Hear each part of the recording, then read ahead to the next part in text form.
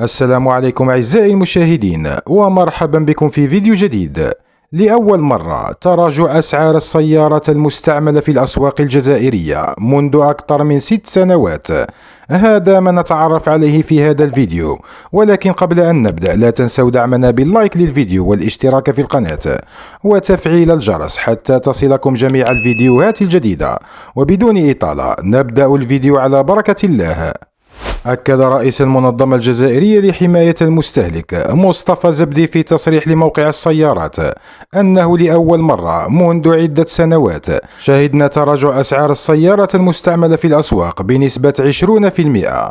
وأضاف المتحدث أن هذا التراجع سببه استمرار تدفق السيارات الجديدة على الموانئ وبدخول العديد من العلامات، ما جعل السوق تخرج من أزمتها الخانقة. واستبشر المتحدث بالمزيد من التراجع مع دخول المزيد من العلامات الأوروبية والأسيوية للسوق الجزائرية، خاصة تم تسويق سيارات بأقل من 200 مليون سنتيم على غرار سيارة جيلي وشيري وتدشين مصنع فيات، وبعده العديد من المصانع الأخرى التي ستساهم في إشباع حاجية السوق من السيارات خلال السنوات القادمة.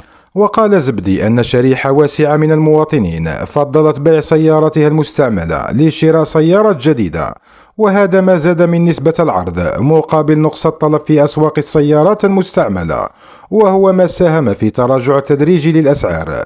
وتوقع رئيس المنظمة الجزائرية للمستهلك مصطفى زبدي في تصريح سابق لموقع السيارات: يحتاج السوق الجزائري لأكثر من 1,000,000 سيارة لإعادة التوازن والقضاء على الندرة. وأضاف المتحدث أن تجميد الاستيراد لمدة 6 سنوات وغلق مصانع التركيب ساهم في نقص حاد للعرض وزيادة الطلب، ما ساهم في ارتفاع جنوني للأسعار. وأكد زبدي بأن العودة سنة 2023 للاستيراد ودخول عدد كبير من السيارات من مختلف العلامات على غرار فيات التي استوردت 97,000 سيارة، وشيري التي سوقت 10,000 سيارة، وعلامة جيلي التي تحصلت على رخصة الاستيراد 39,000 سيارة، العدد الأكبر منها لم يسلم بعد، وغيرها من العلامات الأخرى ساهم في إخراج السوق الجزائرية من الأزمة الخانقة، وذلك بتوفر طلب السيارات عند العديد من الوكلاء. وأضاف أيضا: نحن نحتاج لإدخال 1,000,000 سيارة على مدى 3 أو 4 سنوات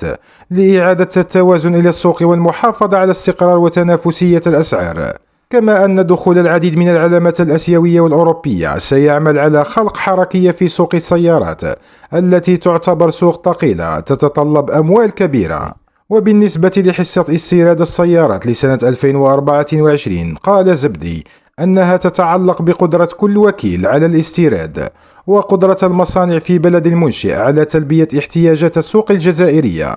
وتفاءل متحدثا أن أزمة السيارة تختفي تدريجيا وتتراجع أسعار المركبات المستعملة التي انخفضت أسعارها ب20%، وهذا أمر إيجابي في صالح المستهلك.